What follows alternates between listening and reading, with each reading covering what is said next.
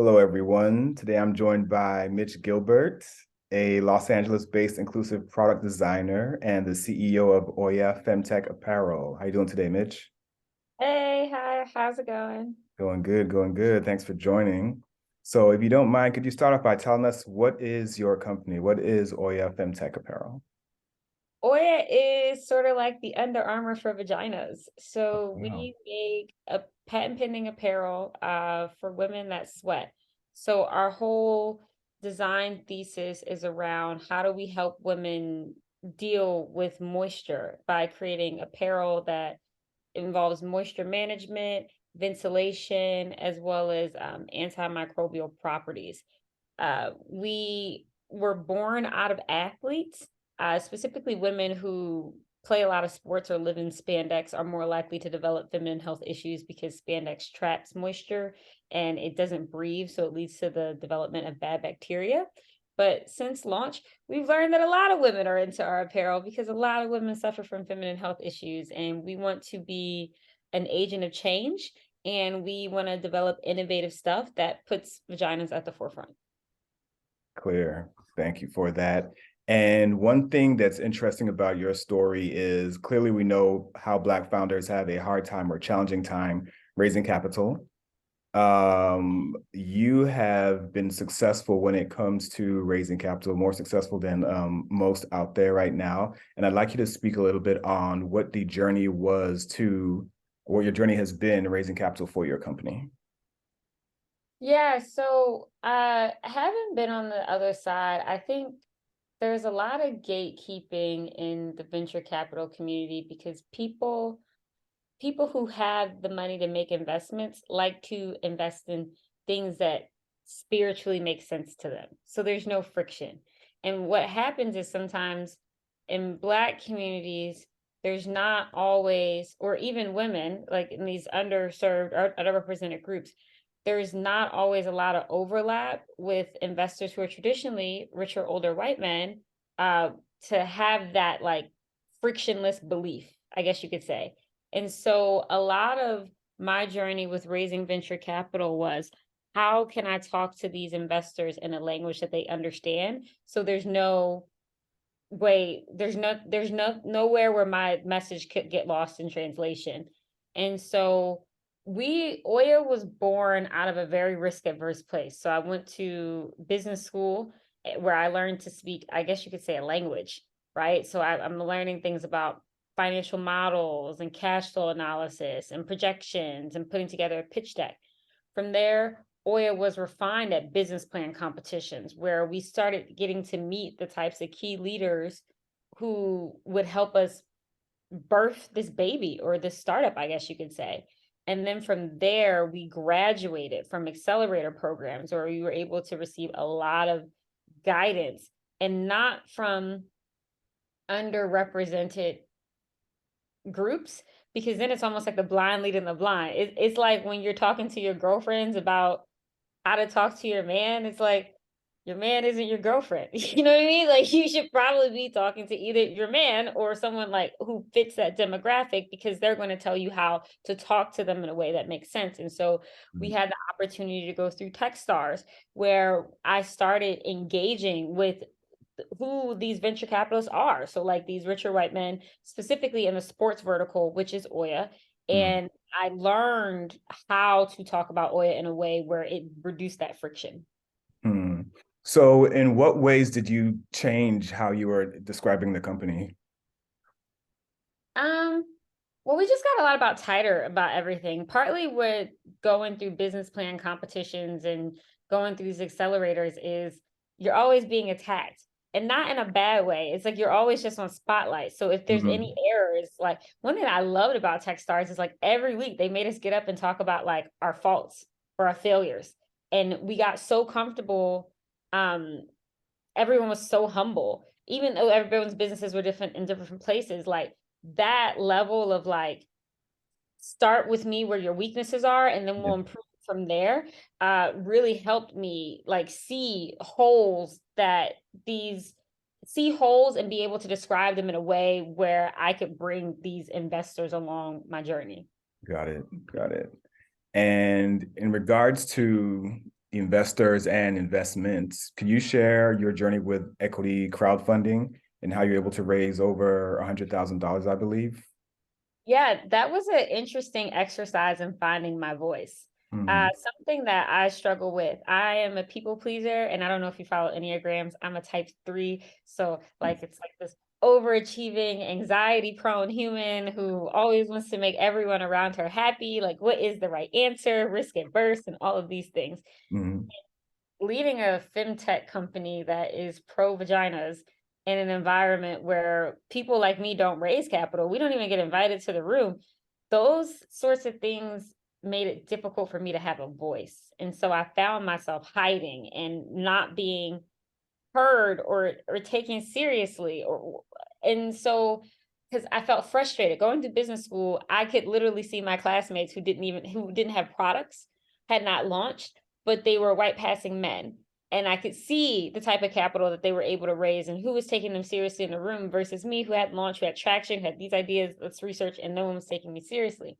And mm. so eventually I just got frustrated and started yelling on LinkedIn. I was advised not to do that because that could offend people and isolate me and all these other things. But at a certain point, I'm like, they're already doing it. So who am Yeah. I going to offend because they've already made this decision to not listen to me before I walked into the room? And that is where I met Seed at the table. And it was honestly a very joyous experience for me because Seat at the Table brought a lot of diverse people onto my cap table and Mm, a lot of like advocates. It's funny because a lot of them are also older men, and so it's like we're going through it at the same time. They're learning how to use words like vaginas, and it's very sweet because they're all like uncles. In fact, I was at an event where I met one of my seat at the table investors, and I was like, I see you every couple of months. He's like, yeah, yeah. And I was like, every time I see you, you're essentially like saying, good job, little one, just keep going. And I'm like, and I, like, kind of like, I don't know, I was teasing him.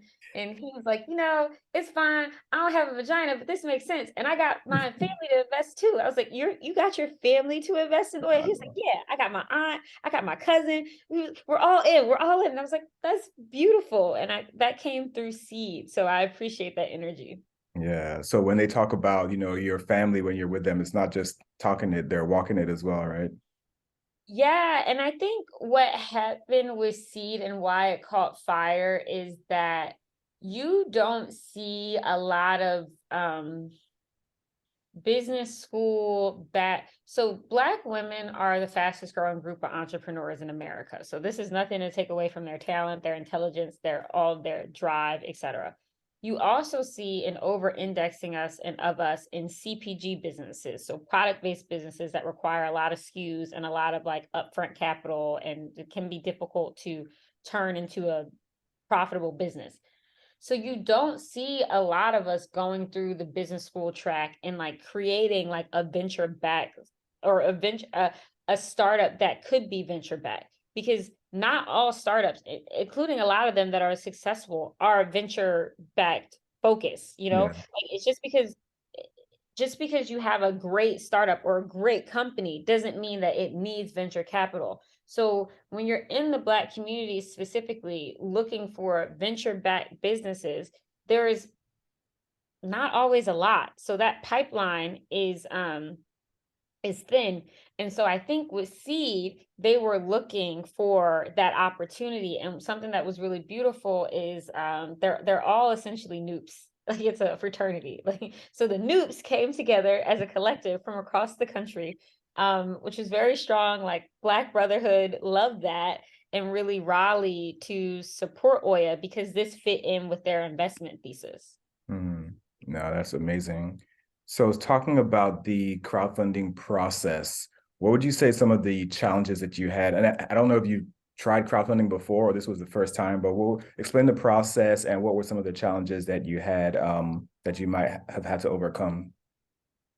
Well, we had a leg up because we had done a Kickstarter. So a lot of the materials that we needed, like being able to explain our concepts, being able to have creative assets like videos, pictures, the copy, all those marketing materials take time. And where Mhm. I see a lot of businesses struggle is getting together their idea in a way where it can be communicated to people.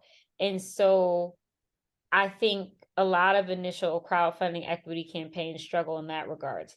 Second, Oya had traction and we had a following. So it wasn't just it's I read I think a quote, people invest in men based off of potential, people invest in women based off attraction. So sometimes people are going onto these crowdfunding equity campaigns a lot of times because they're not being heard by traditional investors. And if you're not being heard by these groups and you don't have traction or like proof, it's hard to be taken seriously. So Oya had that. Mm, Um, so I would say those are two big hurdles that I see a lot of businesses struggle with crowdfunding equity campaigns. interesting. We And also, what advice? Sorry, what was that? we also had a community. I think another thing is sometimes people get onto these platforms and they're just like, we're going to launch it in the ethos and all these people are going to come out of nowhere. And it's like, that's not how this works. What actually happens is you find a community and then you use this platform as a tool to raise money through that community. I think someone on Rebecca and her books publishing company did a great job of finding a lot of new people through this campaign. And I think there's different strategies. Like if you take like Rebecca's approach, which was find lots of new people and take them in at any dollar amount. So she didn't have a limit like or like a baseline.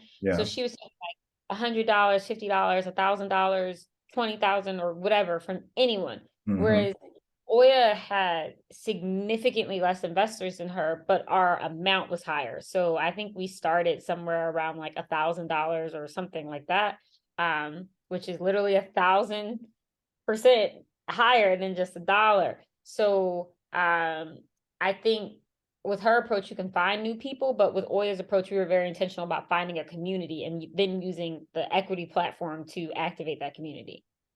Gotcha. So what advice would you have, and you kind of answered part of that question already, what advice do you have for any other founders who are considering crowdfunding as a source of raising equity for their company? And how could they, I guess, hit the ground running, so to speak? Get your creative assets in order. Like show your attraction, show your proof, show why people should be leaving you. And also, when I started, I didn't realize how front facing I was going to need to be as a founder. Like I was just kind of like, I'm just gonna work on these innovations and be in a corner and just do my thing. And now I'm like, oh, as a founder, people want to see you because what Mm, they're investing in is not necessarily their idea. They're investing in how they feel about you and your potential. So I would say get ahead of that. And don't make it a one person show. Like I know a lot of people who have made a lot of money in businesses where it's just them, but like that's not how you scale. You need someone to help you and figuring out like how you can play them affordably, whether you can ask for help on LinkedIn and all those things. Yeah, I would just ask for help. Like you'd be like, hey, how do you make people shoot their shot with me? People and like sometimes I can help them because I schedule meetings on Thursdays and sometimes I can't. But like if you just don't sit in the dark being like, oh, I'm just gonna give this a shot and like stack it up into the universe, because that's not a strategy. And if you don't have a strategy, how can you be successful? no, well said. Hey, well, Mitch, thank you so much for taking the time to chat and, discuss your journey with equity crowdfunding on Seat at the Table. Definitely wish you more continued success with your business and hey, keep going. Thank you. All right. You have a great rest of the day. You too. Take care.